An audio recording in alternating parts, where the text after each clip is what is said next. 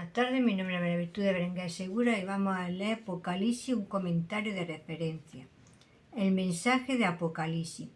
El Apocalipsis nos revela el mundo espiritual y la verdad espiritual usando imágenes de nuestro mundo terrenal, pero desde el punto de vista del cielo. Nos muestra el gran esquema de la historia, desde el jardín del Edén hasta el cielo nueva y la tierra nueva.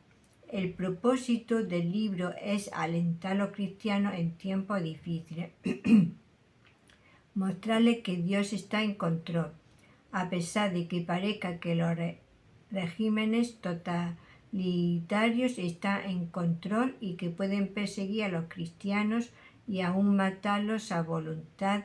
No está hecho con la intención de mostrarnos el futuro de la historia en términos de eventos específicos o para permitirnos predecir el futuro, pero sí nos muestra que la historia del mundo seguirá unos principios generales. Por ejemplo, seguirá habiendo guerras, hambre, pestilencias y otros desastres. La Iglesia está perseguida por los poderes del mundo que martirizarán a los cristianos. Apocalipsis también nos muestra que los desastres naturales son la advertencia de Dios al mundo.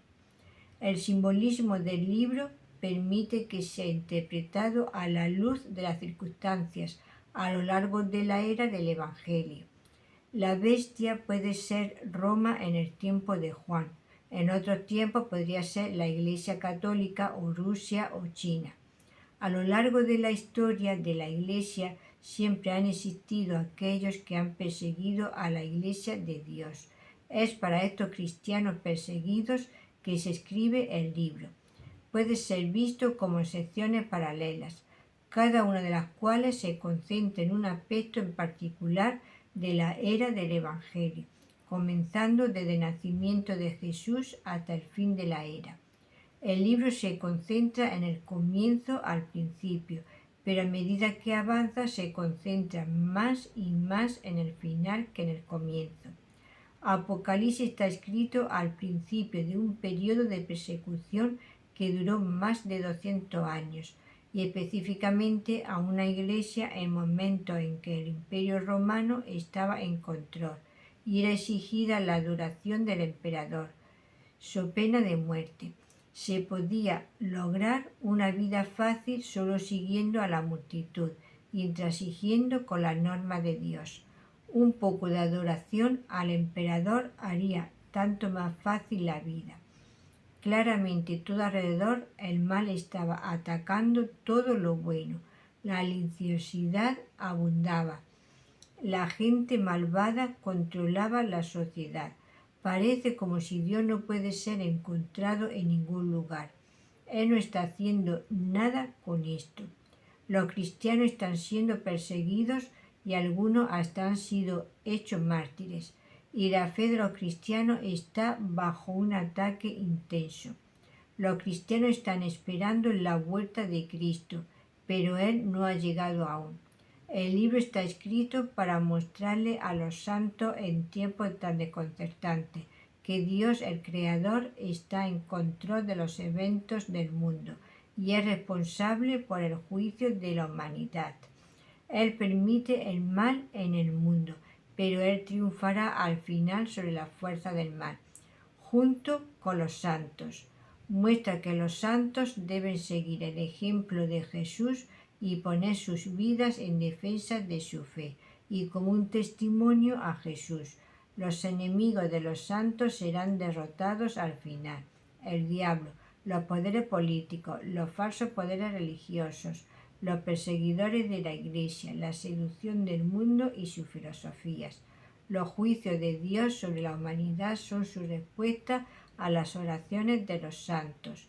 Los creyentes deben soportar pacientemente hasta el final y permanecer fieles aún hasta la muerte, en donde está la victoria sobre el enemigo, así como Jesús mismo tuvo que morir a fin de ser victorioso sobre Satanás. Dios al final reivindicará a sus elegidos y podrá verse que se cumple la justicia, pero esto podrá no ocurrir en el transcurso de la vida de la mayoría de los santos. Satanás es el gran engañador, el que engaña al mundo para que se incline ante sus aliados, la bestia y el falso profeta. Solo aquellos que conocen a Dios y a su palabra lo resistirán. Jesús volverá y sus enemigos serán derrotados, juzgados y castigados por la eternidad. Los creyentes irán a estar con su Señor por siempre, y Él morará con ellos. Apocalipsis trata de la historia completa del mundo, desde la ascensión de Cristo hasta el final de los tiempos. La acusación contra el hombre es que no glorifica a Dios como Creador y Señor, persigue a la Iglesia y no se arrepiente de sus pecados. Apocalipsis es el último libro de la Biblia, y las llaves de su interpretación están arraigadas en el resto de la Biblia, tanto el Nuevo Testamento como el Antiguo Testamento, y en la comprensión de los eventos contemporáneos de ese tiempo. El principal mensaje de Apocalipsis está resumido en la carta a la iglesia de Esmirna. No tenemos en nada lo que vas a padecer. He aquí, el diablo echará a algunos de vosotros en la cárcel, para que seáis probados, y tendréis tribulación por 10 días. Sé fiel hasta la muerte, y yo le daré la corona de la vida. Aquí encontramos la primera advertencia de Juan referida a la persecución de la Iglesia. La Iglesia es advertida para que sea fiel aún hasta la muerte, y recibirá la corona de vida, representada por la Nueva Jerusalén y el río de vida que fluye del trono.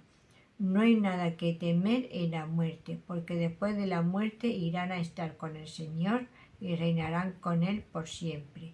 Hay una muerte que hay que temer, y esa es la segunda muerte, que es el lago de fuego, y aquellos que adoran a la bestia irán allí. El cuadro de los santos que se nos da muestra que son perseguidos por su testimonio a favor de Jesús y por la palabra de Dios. Y los dos testigos muestran que su testimonio es parte del plan de Dios, porque sin él la séptima trompeta que hace entrar el reino de Dios no podría ser sonada. Si la advertencia acerca de la persecución son uno de los propósitos de Apocalipsis, otro es advertir acerca de transigir con el mundo. Esto está presentado en las cartas de Pérgamo y Tiatira. Jesús advierte a sus siervos que no deben transigir con el mundo para no compartir sus pecados y sus plagas resultantes. 18:4. Su iglesia, su novia, debe ser sin mancha. 14:4. El libro es acerca de dos conjuntos de personas en el mundo. Primero, aquellos que adoran a la bestia y a su imagen reciben la marca del nombre de la bestia y serán atormentados para siempre.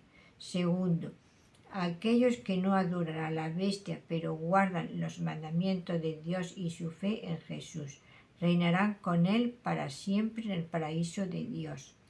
Es también una advertencia para que los cristianos, también adormecidos y complacientes, se despierten. También nos advierte acerca de nuestra obra hecha en la tierra para determinar nuestro destino después de la muerte, sea para castigo o recompensa. La recompensa para aquellos que vencen está detallado al final de cada una de las cartas a las 7 iglesias, en tanto que el castigo para los cobardes está descrito en 21:8. Ante el gran trono blanco, los muertos son juzgados de acuerdo con lo que han hecho. En 22:12 Jesús anuncia que Él viene pronto. He aquí yo vengo pronto, y mi galardón conmigo, para recompensar a cada uno según su obra. En la introducción a la mayoría de las cartas, Él anuncia: yo conozco tus obras. En 2:23 Él anuncia a la iglesia de Tiatira que recompensará a cada uno de ellos de acuerdo con sus obras. En 14:13 aquellos que mueren en el Señor descansarán de sus trabajos, porque sus obras siguen con ellos. La única cosa que podemos llevar a la próxima vida son nuestras obras hechas mientras teníamos el cuerpo. En 14:9, aquellos que adoran a la bestia y a su imagen serán atormentados con fuego y azufre para siempre, mientras que aquellos que son victoriosos frente a la bestia, su imagen y el número de su nombre, canta la canción de Moisés y del Cordero. 15:2-3. Y los siervos de Dios reinarán por los siglos de los siglos. 22:5. Es también un libro acerca de aquellos que adoran a Dios y aquellos que adoran a los ídolos. Juan es claro acerca de que solo Dios debe ser adorado. Ver el comentario sobre 9:20. Aquellos que adoran a la bestia y a su imagen son culpables de idolatría y son castigados con el tormento eterno. En 13:4 Juan pone en claro que los hombres adoran al dragón, que es Satanás, quien les da su autoridad a la bestia. Los capítulos 4 y 5 describen la adoración, tanto de Dios como del Cordero. El ángel en 14:7 ordena a aquellos que viven en la tierra a que adoren a aquel que hizo el cielo y la tierra, el mar y la fuente de las aguas. Y en 14:9-12 vemos el castigo de aquellos que adoran a la bestia y a su imagen y reciben la marca en la frente o en la mano. 2 veces Juan es reprendido porque adora a un ángel en vez de a Dios. Los idólatras son castigados al lago de fuego y azufre y son excluidos de la Nueva Jerusalén. La primera copa es vertida sobre aquellos que adoran a la bestia y a su imagen. Aquello que no adora a la bestia y a su imagen reina con Cristo por 1000 años. A veces se dice que Apocalipsis no es relevante para el día de hoy, pero debemos ver un vínculo cercano entre lo que se describe en el libro y la segunda venida, que por cierto es relevante hoy. El libro describe las cosas que deben suceder pronto 1:1, es decir, los eventos que preceden la segunda venida. El libro está repleto de advertencias sobre esta segunda venida inesperada, finalizando en conscientemente vengo pronto, 22:20. En cada generación Cristo podría volver y la Iglesia debería estar esperando y preparada para su vuelta en su generación. El libro está hecho para preparar al pueblo de Dios para los eventos que preceden su retorno y para su retorno. En este sentido, su mensaje habla a todas las generaciones, porque cada generación puede ser la última. Considere la bendición para aquellos que leen y escuchan y guardan las palabras de esta profecía, porque el tiempo está cerca. 1:3. Y la bendición para aquellos que guardan las palabras de esta profecía, hablada en relación con la segunda venida. 22:7. Cualquier interpretación debería hacer que fuera relevante ahora para que el pueblo de Dios esté preparado para los eventos que preceden a la venida y esté preparado para la venida, porque el tiempo está cerca. Las cartas a las 7 iglesias y la promesa para los que vencieren deberían ser vistas en esta luz, especialmente la carta a la iglesia de Sardis 3:1, donde se le advierte a la iglesia que se despierte o Cristo vendrá a ellos inesperadamente. La iglesia también es advertida que la bestia hará guerra contra los santos y lo conquistará. Este hecho inevitable hace que los santos deban tener paciencia y ser fieles. 13:7-10. El tormento de aquellos que adoran a la bestia también hace que los santos que obedecen a Dios y permanecen fieles a los mandamientos de Dios tengan paciencia y se mantengan fieles a Jesucristo. 14:12. En 16:15 Jesús nos advierte acerca de su segunda venida inesperada y bendice a aquellos que permanecen despiertos y guardan sus ropas con ellos. En 18:4 nos advierte que salgamos de Babilonia, para que no compartamos sus pecados y sus plagas. En 19:7 nos indica que la novia debe prepararse para el novio. Apocalipsis 21-22 muestra la recompensa celestial para aquellos que vencen y el castigo que aquellos que adoran a la bestia. A la luz de esto, cualquier interpretación de este libro debe hacerlo relevante para el pueblo de Dios ahora. Con relación a la bestia, la Iglesia es advertida de que éste silenciará su testimonio, 11:7, y que librará una guerra contra el pueblo de Dios y lo vencerá, 13:7, y que serán puestos en prisión y muertos, 13:10. También se nos advierte acerca de un falso Cristo, la bestia que sale de la tierra, que será la máquina propagandística para la primera bestia y ejercerá un control económico. También se nos advierte que no debemos adorar a la primera bestia o a su imagen. Esto tendría implicaciones para la Iglesia. Como ejemplo, tome la Iglesia en Alemania antes de la Segunda Guerra Mundial, cuando Hitler estaba en ascenso. La Iglesia, en su mayoría, lo siguió. Pocos estaban dispuestos a denunciarlo. Para un relato, lea The Body por Charlie Colson, publicado por World Publishing. Como otro ejemplo, tome el de China, donde hay persecución.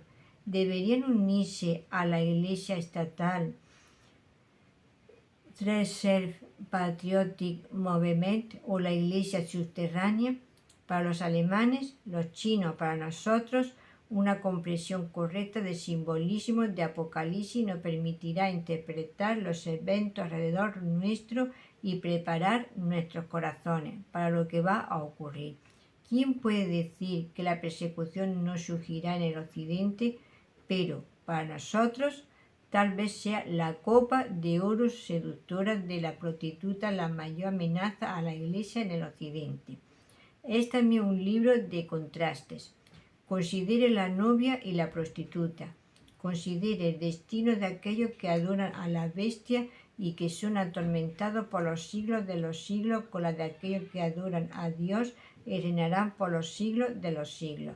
Contraste la bestia con el cordero.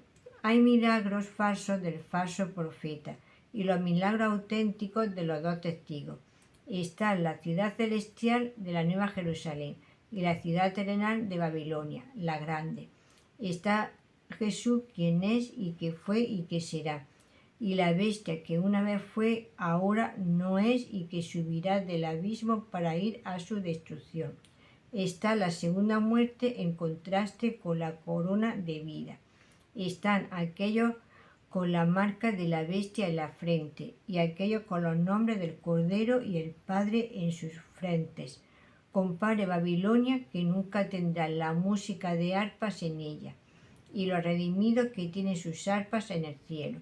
Babilonia nunca tendría la luz de una lámpara en ella de nuevo, pero la Nueva Jerusalén, el Cordero, es su lámpara. Babilonia nunca tendrá la voz del novio, y la novia en ella de nuevo, mientras que la Nueva Jerusalén, la novia cantará por siempre, aleluya al Cordero. Está la gran cena de Dios y la cena de la boda del Cordero. Están los cobardes que irán al lago de fuego y aquellos que vencen, que tienen el agua de vida.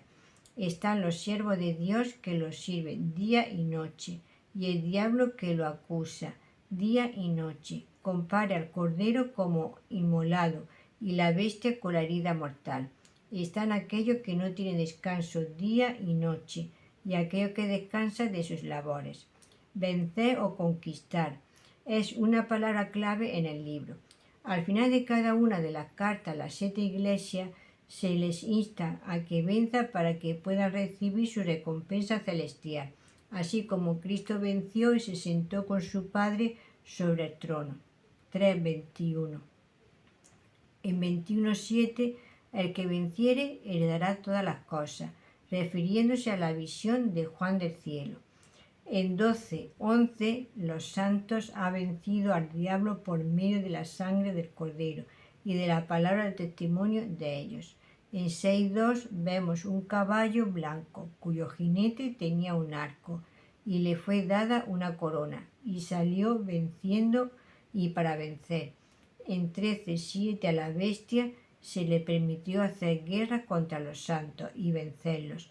En 17:14 los 10 reyes hacen guerra contra el Cordero, pero el Cordero lo vencerá, porque Él es Señor de señores y Rey de reyes, y los que están con Él son llamados y elegidos y fieles.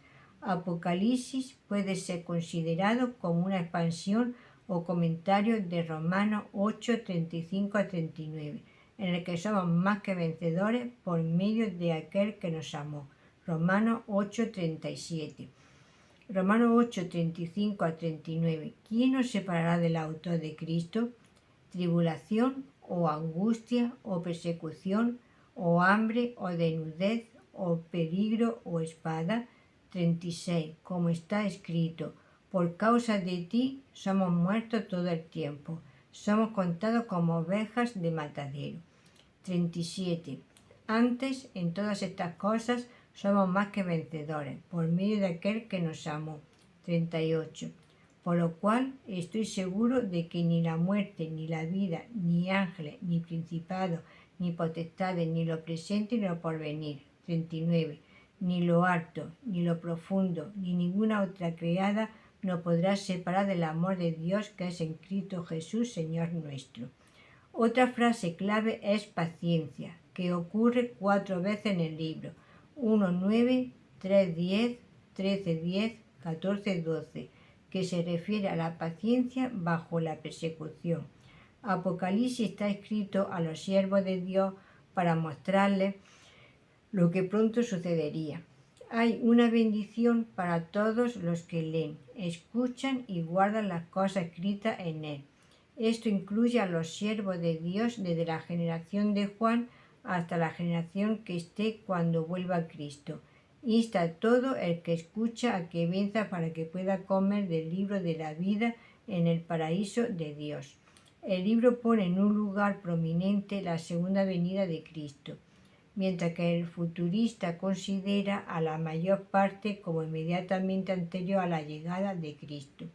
Cristo realmente viene de nuevo a todos los que mueren antes de su segunda venida. Para algunos, la muerte traerá regocijo y alabanza, en tanto que para otros traerá lamentación.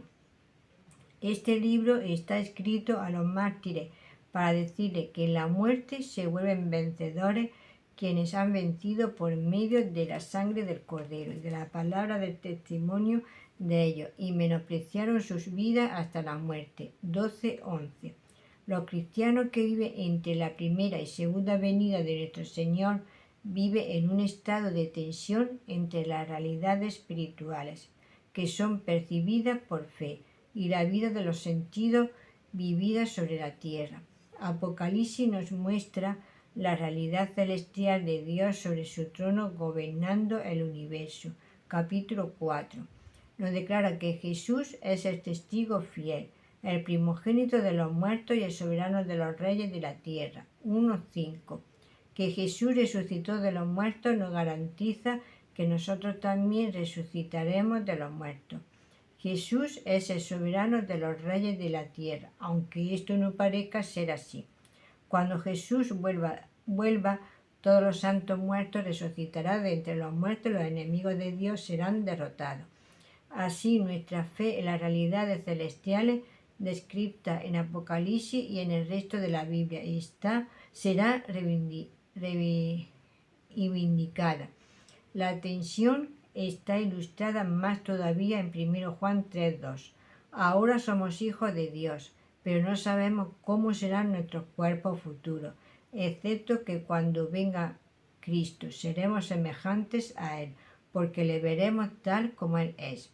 Pablo también habla acerca de la esperanza cristiana de la redención de nuestros cuerpos, Romanos 8, 23-25, que ocurrirá con su venida. 1 Corintios 15, 12, 1 Tesalonicenses 4, 13-18. Note que Cristo ya ha resucitado de los muertos, pero los muertos en Cristo no resucitarán de los muertos hasta que Él venga de nuevo. Hasta entonces vivimos por fe en el Hijo de Dios, quien murió por nosotros y resucitó por nosotros. Ahora vivimos por fe y no por vista. 1 Juan 5, 4-5, 2 Corintios 5, 1-7. Así como Génesis nos cuenta el comienzo de la historia. Apocalipsis nos dice cómo terminará. En un sentido, Apocalipsis no es nada nuevo, pero enfatiza y repite en una forma nueva y vivida en imágenes lo que el resto de la Escritura le dice a la Iglesia. Es el último mensaje de Dios a la Iglesia, diciéndole que será perseguida, pero que Él, Dios, está en control y que ella finalmente será victoriosa sobre sus enemigos. Al final del primer siglo, Dios sabía que había siglos de persecución por delante de la Iglesia, y esta es la forma de preparar a la Iglesia y consolarla en sus problemas. Le muestra que hay un final feliz para aquellos que venzan, para aquellos que no conocen al Señor, que no conocen su amor y no han sido liberados de sus pecados. 1:5. Su mensaje está dado en Salmos 2. Salmos 2, 10 al 12. Ahora, pues, oh reyes, sed prudentes, admitid amonestación, jueces de la tierra. 11. Servid a Jehová con temor y alegraos con temblor. 12. Honrad al Hijo para que no se enoje y perezcáis en el camino, pues se inflama de pronto su ira. Bienaventurado todo lo que en él confía. Y también por el ángel en 14:7, diciendo a gran voz: temed a Dios y dadle gloria, porque la honra de su juicio ha llegado. Y adorad a aquel que hizo el cielo y la tierra, el mar y la fuente de las aguas. Apocalipsis describe la imagen espantosa del lago de fuego para aquello que no está en el libro de la vida del Cordero. Apocalipsis declara a Dios como creador y a Jesús como redentor, y es a Jesús a quien debemos venir para la salvación. El cuadro del Cordero que fue inmolado muestra al mismo Jesús que murió en la cruz por nuestro pecado, ahora exaltado a la mano derecha de Dios. El uso del término Cordero en Apocalipsis es un recordatorio constante de que Jesús murió por nuestros pecados. Es también un recordatorio, entre mucha aflicción, para el mundo, de la gracia de Dios que está disponible para todos los que vuelven de sus pecados hacia Jesús. Apocalipsis 5:9 indica que Jesús murió por cada grupo de personas en la tierra y por lo tanto su salvación está disponible libremente para cualquiera. Ver también 7:9, que indica que las personas de cada grupo de personas estarán representadas en el cielo, y 14:6, en donde un ángel proclama el Evangelio a cada grupo de personas sobre la tierra. Apocalipsis 5:9, y cantaba un nuevo cántico diciendo: digno eres de tomar el libro y de abrir sus sellos, porque tú fuiste inmolado, y con tu sangre nos has redimido para Dios, de todo linaje y lengua, y pueblo y nación. En 21:6, 22:17, Dios, el Espíritu y la Iglesia invitan a aquellos que tienen sed, los que quieran, a tomar el don gratuito del agua de la vida. Apocalipsis 21:6, y me dijo: hecho está, yo soy el alfa y el omega, el principio y el fin. Al que tuviere sed, yo le daré gratuitamente de la fuente del agua de la vida. Apocalipsis 22:17. Y el Espíritu y la esposa dicen: ven, y el que oye, diga: ven, y el que tiene sed, venga, y el que quiera, tome del agua de la vida gratuitamente. Él está parado a la puerta de nuestros corazones y está golpeando, y nosotros necesitamos invitarlo a que entre y tener comunión con él. 3:20. Apocalipsis da por supuesto el resto de la Biblia, que es el motivo por el cual nos da un plan detallado de salvación. Las siguientes escrituras pueden ser de ayuda para aquellos que quieran descubrir a Dios y a Jesús por sí mismos. Isaías 53, Lucas 5, 31 al 32, Hebreos 11:6, Juan 3, 16 a 17, 6, 44, 20, 31, 1 Timoteo 2, 3 a 6, Hechos 3, 19, 17, 30 a 31, 20 a 21. Si te gusta, le pones la campanita y un like. Y si me quieres dejar un comentario, mi número de teléfono es 624 593636.